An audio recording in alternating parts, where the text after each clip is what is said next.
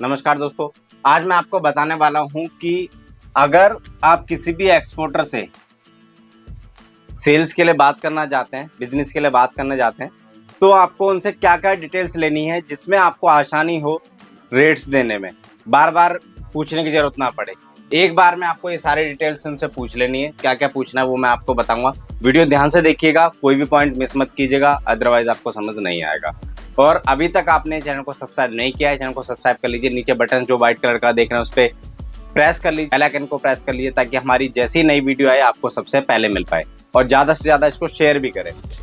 तो सबसे पहले हमें जो डिटेल्स पूछनी होती है, किसी भी अगर एक्सपोर्ट कंपनी में जाते हैं तो वहाँ जो लॉजिस्टिक्स मैनेजर होता है या फिर लॉजिस्टिक्स का जो काम देखता है एक्सपोर्ट के लिए या इम्पोर्ट के लिए, अभी हम लोग जो बात कर रहे हैं वो एक्सपोर्ट के लिए कर रहे हैं, ठीक है। तो उनसे आपको क्या क्या चीज़ पूछना है। मान लो किसी भी डेस्टिनेशन पे वो कार्गो भेज रहे हैं, तो आपको क्या क्या चीज़ें पूछनी पड़ेंगी जिससे आपको रेट्स देने में आसानी हो।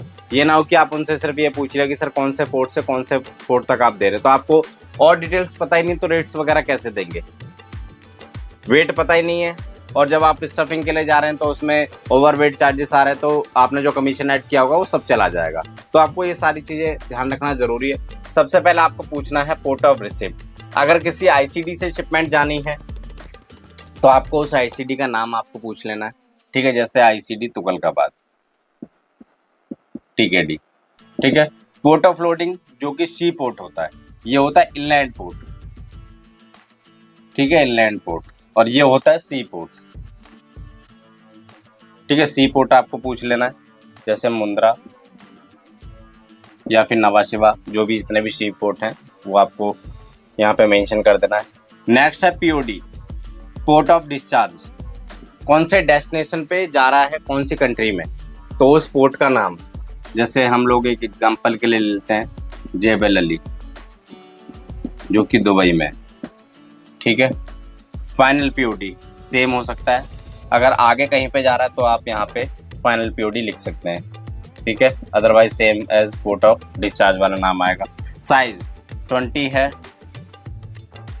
40 है, ठीक है। ये दो साइज हो गए। नेक्स्ट आता है टाइप। यहाँ पे बहुत कन्फ्यूजन होती है। 20 जीपी होता है, जैसे टाइप में जीपी जनरल पर्पस, ये आपको कोड समझने होंगे। एचसी हाई क्यूब, जीपी होता है सिर्फ 20 में और हाई क्यूब होता है 40 में, ठीक। 40 में कई सारे टाइप्स होते हैं, 20 में भी होते हैं। और यहाँ पे जैसे ओपन टॉप हो गया, ठीक है, साइड ओपन हो गया, इस तरीके से कंटेनर्स अवेलेबल होते हैं। ये टाइप्स होते हैं और ये साइज होते हैं। साइज दो ही होते हैं, 20 और 40, टाइप्स कई सारे होते हैं, ठीक है। यहाँ पे पर कंटेनर वेट कितना होगा वो आपको पूछ लेना है। फ्रेट टर्म आपको पूछ लेनी है, ठीक है, प्रीपेड है या कलेक्ट है। यहाँ पे आपको एक चीज़ और ध्यान रखनी है, अगर ओपन टॉप कंटेनर है तो उसका डायमेंशन आपको जरूर पूछ लेना है, ताकि वो ऊपर ना निकले उस कंटेनर से, ठीक है। भले कंटेनर का साइज आपको दे देंगे, लेकिन कंटेनर से बाहर माल नहीं जाना चाहिए, जो उसकी डायमेंशन है उसके बाहर कार्गो नहीं जाना चाहिए, अगर ओपन टॉप है या साइड ओपन है, ठीक है। इस तरीके से आपको कमोडिटी पूछ लेनी है, क्या कमोडिटी जा रही है, प्रोडक्ट क्या है, ठीक है। जैसे सॉल्ट है, कोई भी प्रोडक्ट का नाम लिखते हैं यहाँ पे। एचएस कोड, एचएस कोड आपको उस प्रोडक्ट का डिक्लेयर करता है कि जो कार्गो जा रहा है उसको एग्जैक्ट कार्गो बता देता है। तो एचएसएन कोड नंबर आपको पूछ लेना कम से कम 6 से 8 डिजिट का, तब आपको पता लगेगा कि एक्चुअल में कार्गो क्या है। ये सारी चीज़ें आपको पता लग जाएंगी, उसके बाद आप किसी भी शिपिंग लाइन से आसानी से रेट्स ले लेंगे। अदरवाइज आपको एक दो चीज़ पता होंगी, बार बार क्वेरीज आएगी शिपिंग लाइन से, फिर आप दोबारा एक्सपोर्टर को डालोगे तो उसमें वो भी बोलेगा यार तुम रेट ही नहीं दे पा रहे हो। ये सारी चीज़ें भी होती हैं। कई सारे सेल्स पर्सन है, उनसे आप ये पूछिएगा, अगर ज़्यादा क्वेरी करोगे ना तो बोलेगा आपसे कुछ नहीं हो पाएगा, आप रहने दो। मैं जिससे करता हूँ वो तो कभी कुछ नहीं पूछता। तो फर्स्ट टाइम आपको एक बार आइडिया हो जाएगा, एक बार में पूछ लो जो भी पूछना है, एक मेल डाल दो सर मेरे को आप ये डिटेल्स दे दीजिए, और आप उसके बाद शिपिंग लाइन में रेट्स के लिए आप रिक्वेस्ट डाल सकते हैं। ऑनलाइन चेक करना चाहते हैं तो ऑनलाइन चेक कर सकते हैं, और रेट्स आने के बाद आप कस्टमर को भेज सकते हैं कोटेशन।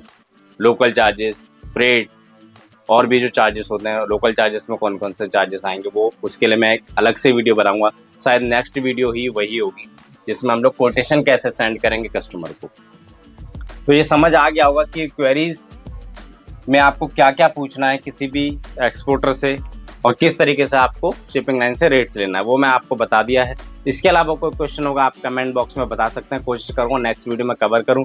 और ज़्यादा से ज़्यादा वीडियो को शेयर करें ताकि और लोगों तक ये नॉलेज पहुँच पाए, जो कि बिल्कुल जो एग्जैक्ट हम लोग काम करते हैं वो चीज़ उन तक पहुँच पाए और सीख पाएँ।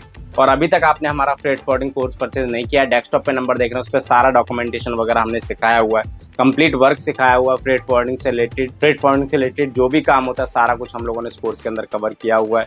डीजी शिपमेंट कैसे हैंडल करनी है, डॉक्यूमेंटेशन कैसे करना है, प्राइसिंग कैसे करनी है, कोटेशन कैसे देनी है, सब कुछ A to Z हम लोगों ने उसके अंदर कवर किया हुआ है।